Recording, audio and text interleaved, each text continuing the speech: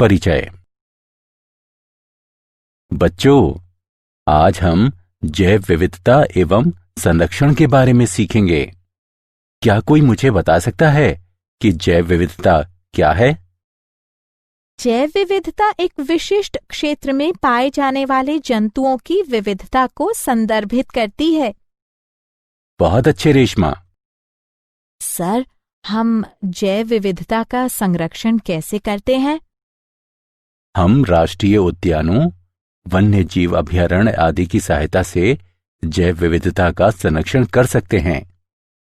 इस पाठ में आप जैव विविधता तथा इसके संरक्षण के बारे में सीखेंगे। उद्देश्य: इस पाठ के अंत में आप निम्न करने में सक्षम हो जाएंगे।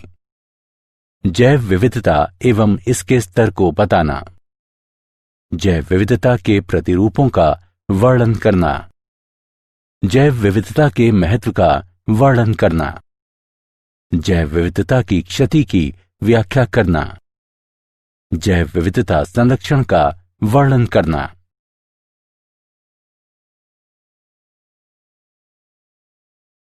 जैव विविधता। जैव विविधता को दिए गए समय में दिए गए स्थान पर विभिन्न प्रकार के जीवों की विस्तृत श्रृंखला के अस्तित्व के रूप में परिभाषित किया गया है। जैव विविधता में 3 सोपानिक स्तर शामिल हैं: आनुवंशिक विविधता, जातीय विविधता और पारिस्थितिकीय विविधता।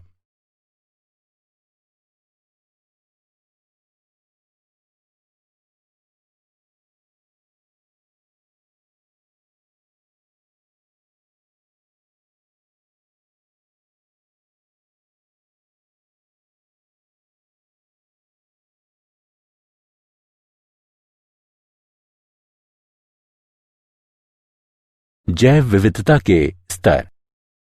आनुवंशिक विविधता।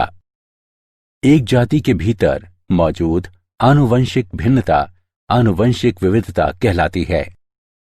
आनुवंशिक भिन्नता अलील में, पूरे जीन में या गुणसूत्रीय संरचना में हो सकती है।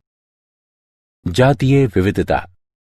जातीय विविधता के 2 महत्वपूर्ण मापदंड हैं: जाति प्रचुरता, इसे प्रति इकाई क्षेत्र जातियों की संख्या के रूप में परिभाषित किया जाता है। जाति संतुलितता, ये सापेक्ष प्रचुरता को संदर्भित करती है, जिसके साथ प्रत्येक जाति को एक क्षेत्र में दर्शाया जाता है। पारिस्थितिकीय विविधता, पृथ्वी पर पाए जाने वाले विशिष्ट जैविक समुदायों की विविधता पारिस्थितिकीय विविधता कहलाती है। पृथ्वी तथा भारत में कितनी जातियां यानी स्पीशीज हैं? International union for conservation of nature के अनुसार पादप तथा जंतु प्रजातियों की कुल संख्या 1.5 मिलियन से अधिक हैं। जीविका, स्वास्थ्य, कल्याण तथा मनोरंजन हेतु मनुष्यों के लिए जैव विविधता बहुत महत्वपूर्ण है। उदाहरण के लिए, मानवता अपना सभी कुछ भोजन, चिकित्सा और औद्योगिक उत्पाद जैव विविधता के घटकों से प्राप्त करती है। वैश्विक जैव विविधता का प्रतिनिधित्व।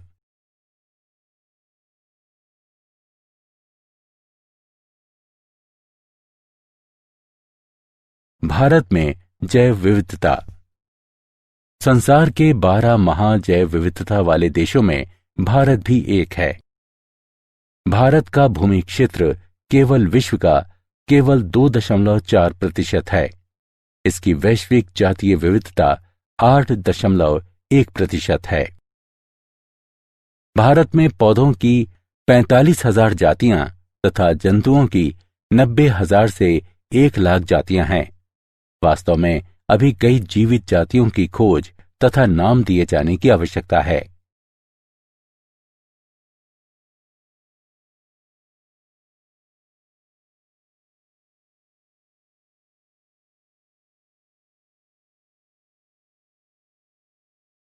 जैव विविधता के प्रतिरूप। अक्षांशीय प्रवणता। जैव विविधता पृथ्वी पर एक समान नहीं है। ये अक्षांश या ऊंचाई में परिवर्तन के साथ साथ बदलती है। जब हम उच्च अक्षांश से निम्न अक्षांश की तरफ बढ़ते हैं तो जैव विविधता बढ़ती है। शीतोष्ण क्षेत्र में पौधों के लिए लघु वर्धन काल के साथ साथ कठोर जलवायु होती है।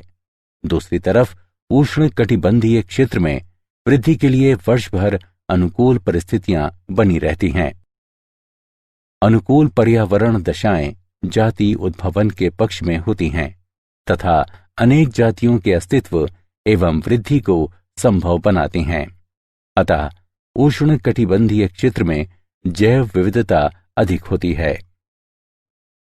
उदाहरण के लिए उष्ण कटिबंधीय वर्षा वनों में संवहनी पौधों की जातियों की माध्य संख्या प्रति 0.1 हेक्टेयर नमूना क्षेत्र में 118 से 236 तक होती है, जबकि ये शीतोष्ण क्षेत्रों में केवल 21 से 28 जातियों की सीमा में होती हैं। विविधता तथा अक्षांश के बीच इस प्रकार का सहसंबंध अनेक वर्गकीय समूहों के लिए भी पाया जाता है, जैसे कि चींटी, तितली, शलभ और पक्षी आदि। जातीय क्षेत्र संबंध। पर्वत पर जातीय विविधता निम्न से उच्च ऊंचाई तक घटती है। ऊंचाई में 1000 मीटर की वृद्धि के साथ तापमान लगभग 6.5 डिग्री सेल्सियस तक नीचे चला जाता है। अधिकतम ऊंचाई पर तापमान में कमी और अत्यधिक मौसमी परिवर्तनशीलता दो मुख्य कारक हैं जो विविधता को कम करते हैं। जातीय विविधता की अक्षांशी तथा ऊंचाई प्रवणताएं दो प्रमुख प्रवणताएं हैं।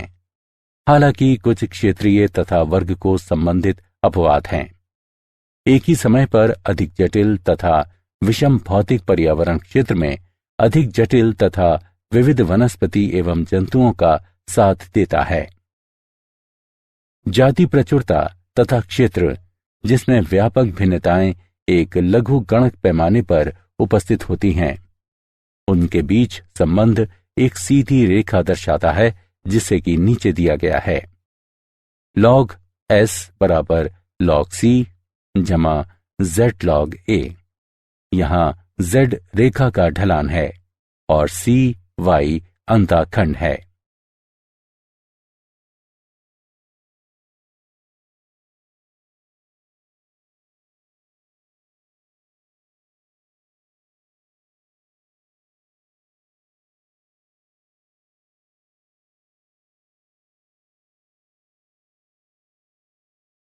पारितंत्र के लिए जातीय विविधता का महत्व। समृद्ध जैव विविधता जैव मंडल के स्वास्थ्य तथा देश के जैव औद्योगिक विकास के लिए आवश्यक है। जैव विविधता भोजन, दवा, औषधीय, ड्रग, रेशों, रबर तथा इमारती लकड़ी के स्रोत हैं। अनेक सूक्ष्म जीवों का उपयोग मूल्यवान उत्पाद प्राप्त करने के लिए उद्योगों में किया जाता है। आधुनिक कृषि जैव विविधता का 3 प्रकार से उपयोग करती है। नई फसलों के स्रोत के रूप में, उन्नत किस्मों के प्रजनन के लिए एक स्रोत सामग्री के रूप में तथा नए जैव निम्ननी कीटनाशकों के स्रोत के रूप में। पारितंत्र के लिए जातीय विविधता का महत्व। जैव विविधता के अनेक औषधीय उपयोग हैं। कुछ पादप आधारित पदार्थों को मूल्यवान औषधियों में विकसित किया जाता है। मॉर्फिन, जिसका उपयोग दर्द निवारक के रूप में किया जाता है, पेपेवर सोमनिफेरम से प्राप्त की जाती है।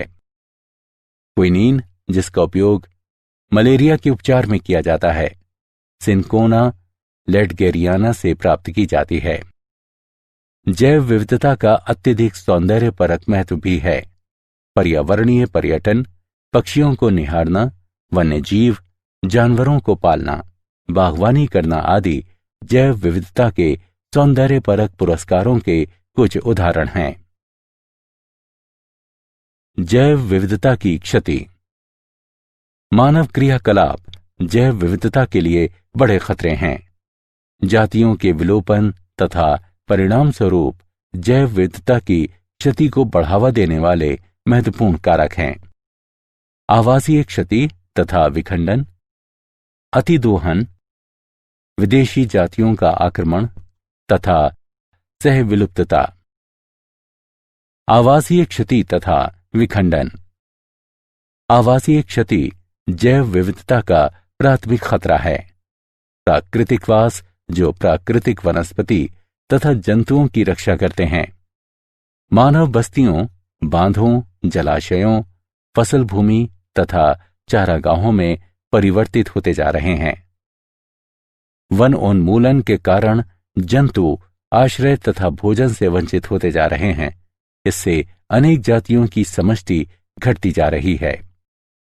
वनोन्मूलन के कारण कुछ वन्यजीवों की जनन क्षमता में गिरावट भी आई है, क्योंकि उनकी स्वच्छंद गतिविधि का क्षेत्र घट गया है। प्रवासी जंतु भी वनोन्मूलन से प्रभावित होते हैं, क्योंकि उनके मार्गों में बाधा आ जाती है। आवास खंडन एक पारिस्थितिकीय प्रक्रिया है, जिसमें आवास का एक बड़ा टुकड़ा आवास के छोटे छोटे खंडों में विभक्त कर दिया जाता है। प्रायः इस प्रक्रिया का कारण मानव क्रियाकलाप हैं। अतिदोहन। जातियों का अतिदोहन आनुवंशिक विविधता की क्षति तथा पारस्परिक प्रभाव वाली जातियों की व्यष्टि तथा समूह दोनों की जातीय प्रचुरता में क्षति का कारण है। अतिदोहन में अत्यधिक मछलियों का शिकार करना तथा अधिक फसल काटना शामिल हो सकते हैं। 20वीं सदी में अप्रतिबंधित व्हेल मछली का शिकार अतिदोहन का एक उदाहरण है, और व्हेल मछली का शिकार करने वाले उद्योगों ने व्हेल मछली की अनेक जातियों को अत्यंत निम्न समष्टि आकार तक पहुंचा दिया। मनुष्यों ने समुद्री मछलियों का शिकार किया। समुद्रों के प्रचुर संसाधनों के कारण यह कभी नहीं लगता था कि समस्या उत्पन्न होगी। बढ़ती मानव समष्टि के कारण भोजन के स्रोत के रूप में समुद्र की मांग बढ़ी है। विदेशी जातियों का आक्रमण। बाहरी जातियां जिन्हें उस स्थान पर लाया जाता है जहां वे पहले नहीं रहती थीं, आक्रामक जातियां कहलाती हैं। आक्रामक जातियां प्रकृति का संतुलन बिगाड़ देती हैं। लंबे समय तक आबादित रूप से रहने के बाद बाहरी जातियों के साथ प्रतिस्पर्धा करने में असमर्थ स्थानिक यानी देशज जातियां प्रायः बाहर निकाल दी जाती हैं या मार दी जाती हैं। अनेक मछलियों की जातियां जैसे कि ब्लू गिल सनफिश और स्मॉल माउथ बॉस, इन दोनों को पूरे पश्चिमोत्तर अमेरिका में व्यापक रूप से लाया गया था, जहां वे उभयचर समष्टियों के लिए गंभीर खतरा पैदा कर रही हैं।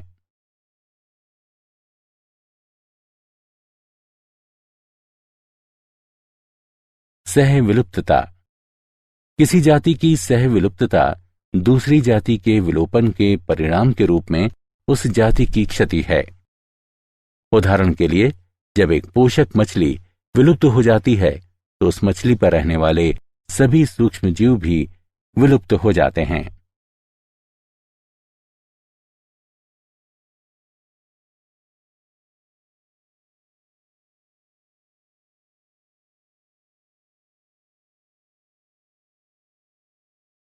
जैव विविधता संरक्षण।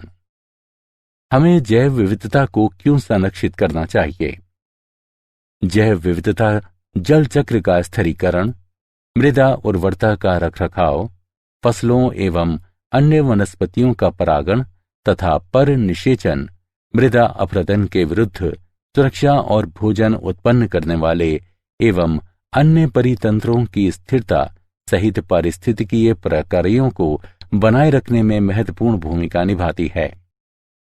जैविक विविधता का संरक्षण खाद्य श्रृंखला के अस्तित्व को बनाए रखने के लिए महत्वपूर्ण पारिस्थितिकीय विविधता के संरक्षण को बढ़ावा देती है। ये कई सौ मिलियन लोगों की आजीविका, संस्कृति और अर्थव्यवस्था के लिए आधार प्रदान करती है। ये कृषि के सतत उन्नयन तथा वैज्ञानिक एवं औद्योगिक क्षेत्रों में महत्वपूर्ण खोजों के लिए आनुवंशिक आधार भी प्रदान करती है।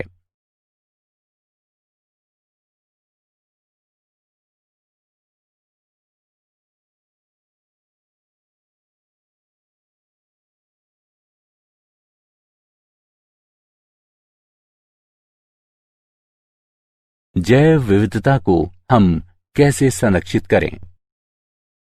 भारत समृद्ध जैविक विविधता वाला देश है और इसने वैश्विक जैव विविधता में काफी योगदान दिया है। भारत फसलीय पौधों की 167 खेती की जाने वाली जातियों तथा 320 वन्य संबंधित जातियों का देश है।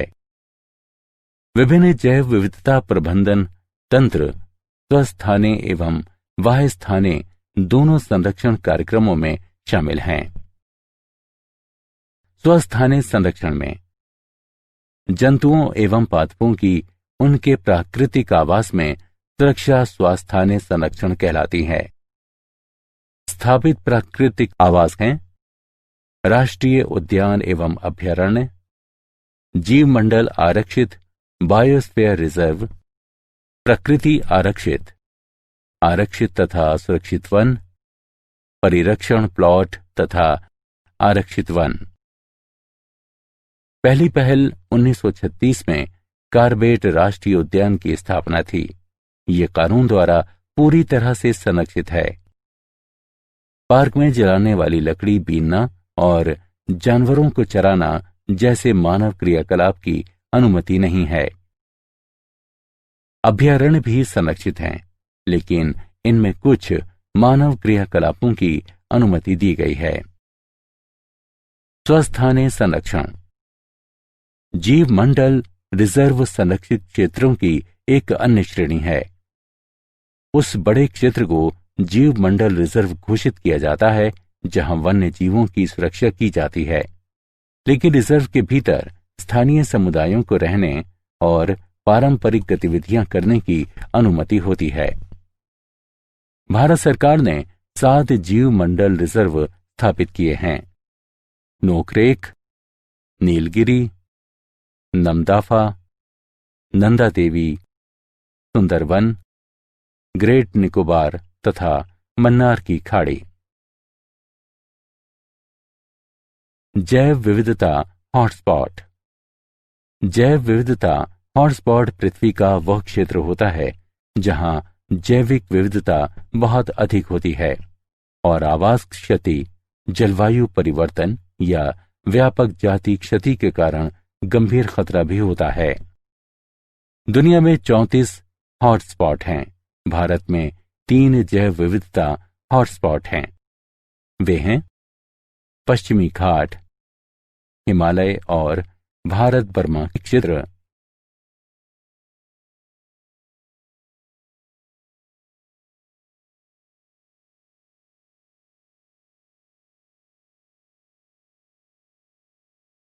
वाह्यस्थाने संरक्षण पादप एवं जंतुओं के वाह्यस्थाने संरक्षण में उनके प्राकृतिक आवास से अलग एक विशेष स्थान पर उनकी सुरक्षा करना शामिल है। उदाहरण के लिए जंतु उद्यान, वनस्पति उद्यान। फसलों, जंतुओं, पक्षियों एवं मछली प्रजातियों के सभी आनुवंशिक पदार्थों को national bureau of plant genetic resources नई दिल्ली तथा national bureau of animal genetic resources आदि के द्वारा संग्रहित एवं संरक्षित किया जाता है। जब हम जाति को उसी आवास पर पुनः लाते हैं जहां से ये विलुप्त हो गई थी, तो ये वाह्यस्थाने संरक्षण का एक अन्य रूप होता है। उदाहरण के लिए गंगा नदी में पाए जाने वाले घड़ियालों को उत्तर प्रदेश, मध्य प्रदेश और राजस्थान की नदियों में पुनः लाया गया जहां ये विलुप्त हो गए थे। क्या आप जानते हैं, हमारे माननीय प्रधानमंत्री श्री मनमोहन सिंह ने द हैदराबाद प्लेज की शुरुआत की और कहा कि उनकी सरकार भारत में जैव विविधता संरक्षण हेतु संस्थागत तंत्र को मजबूत बनाने के लिए $50 मिलियन का अनुदान देने का निर्णय लिया है।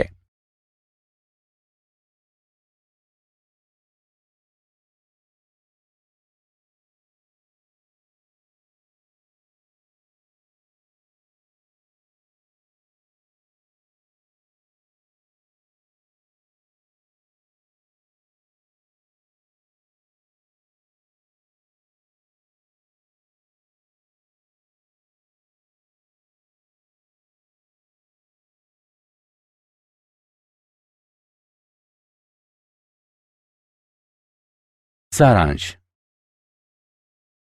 आइए हमने जो कुछ सीखा है उसे संक्षेप में दोहराएं। जैव विविधता को दिए गए समय में दिए गए स्थान पर विभिन्न प्रकार के जीवों की विस्तृत श्रृंखला के अस्तित्व के रूप में परिभाषित किया गया है। जब हम उच्च अक्षांश से निम्न अक्षांश की तरफ बढ़ते हैं तो जैव विविधता बढ़ती है। पर्वत पर जातीय विविधता निम्न से उच्च ऊंचाई तक घटती है। जैव विविधता जैव मंडल के स्वास्थ्य के लिए महत्वपूर्ण है, क्योंकि ये भोजन स्रोत के रूप में कार्य करती है और इसका अत्यंत सौंदर्यपरक महत्व भी है। मानव क्रियाकलाप जैव विविधता के प्रमुख खतरे हैं।